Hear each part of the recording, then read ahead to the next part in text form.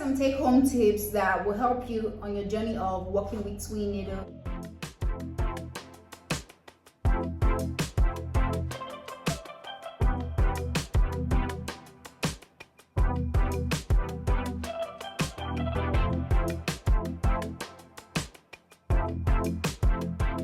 Hey guys, how you guys doing? Hope you guys are doing good. Welcome back to my YouTube channel. If you're new here, my name is Ifoma. I'm a fashion designer and a pattern dressmaker. From the title, you guys already know what this tutorial is going to be about. We're going to be working with twin needle.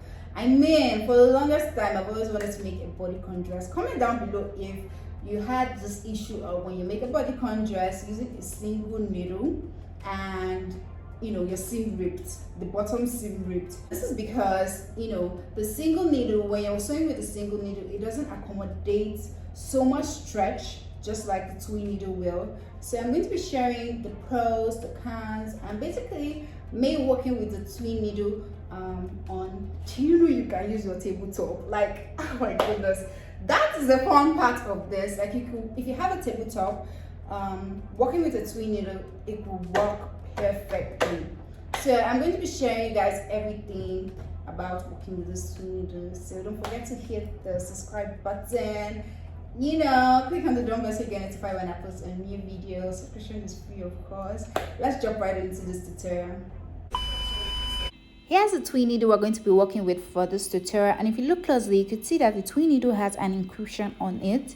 We're going to be working with 3 colors of thread, and I already wheeled the red to the bobbin, the blue, and the neon color.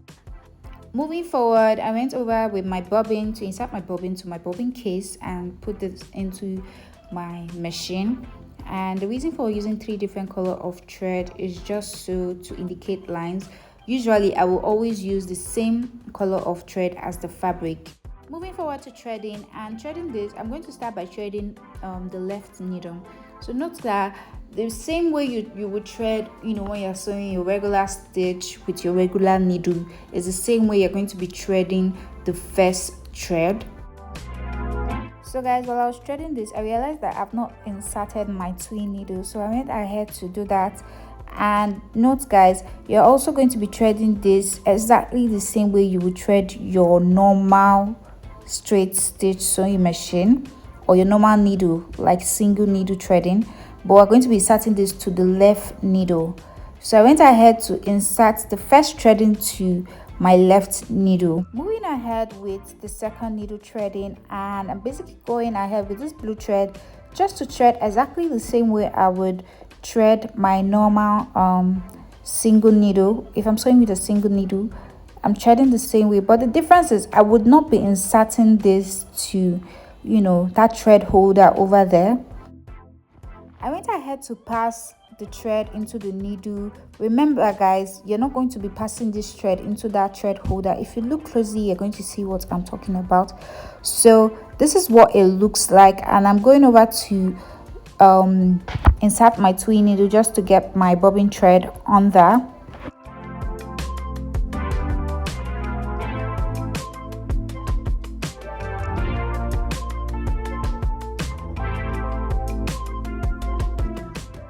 Done with all the threading, and I'm just going to show you guys how stretchy this fabric is. It's really stretchy. On this end, I already ironed my stay to the fabric, and I'm going to be sewing both on this stay and also on this regular side, which I have not pressed down with my stay. Now I'm going over to stitch with our twin needle just to show you guys what it looks like. On the side we did not iron the stay, and once we're done with that, we're going to be proceeding to the other side. So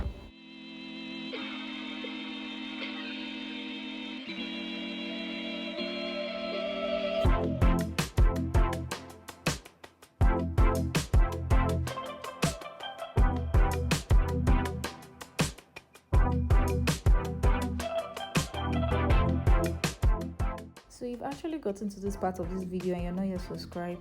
Why? Please subscribe to my YouTube channel. Subscription is free, of course,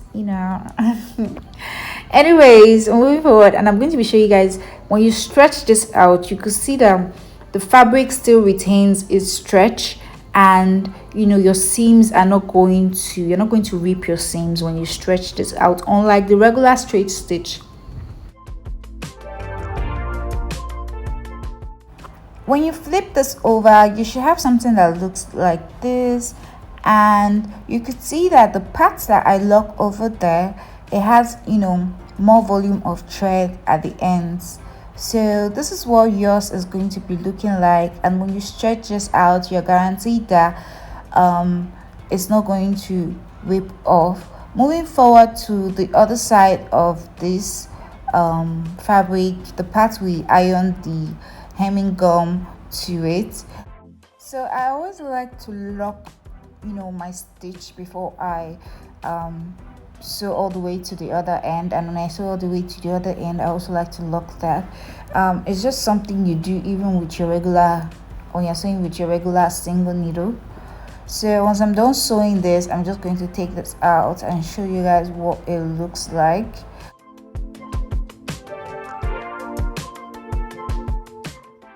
When you pull this fabric, you're guaranteed that your seam is not going anywhere, your seams are staying in place.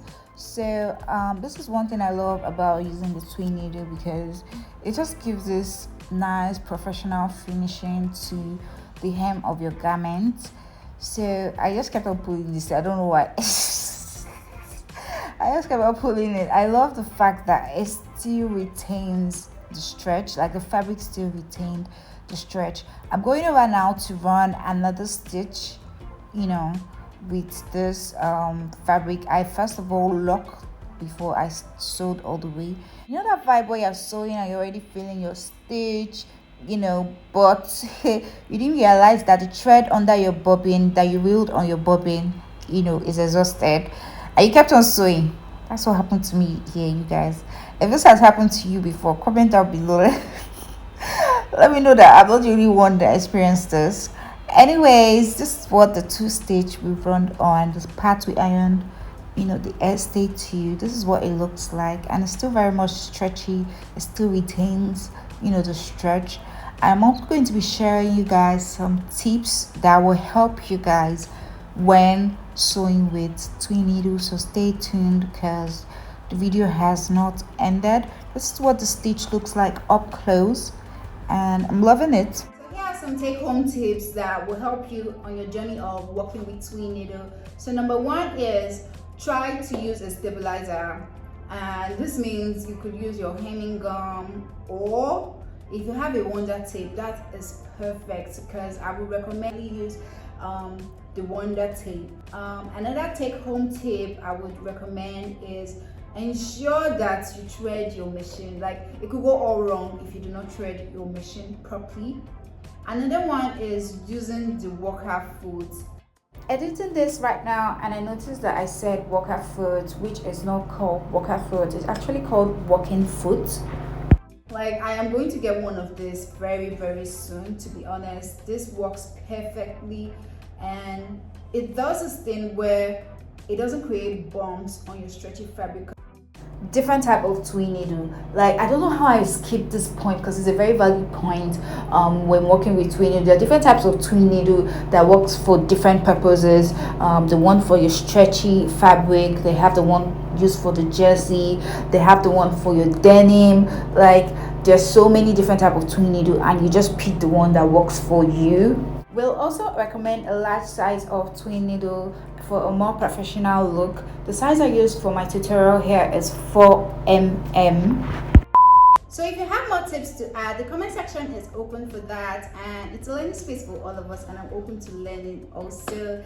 We come to the end of this tutorial. Don't forget to give this video a thumbs up, click on the dumbbell bell so you get notified when I post a new video. But you need to be subscribed to do that. Subscription is free, of course. Until next time, see you in my next tutorial.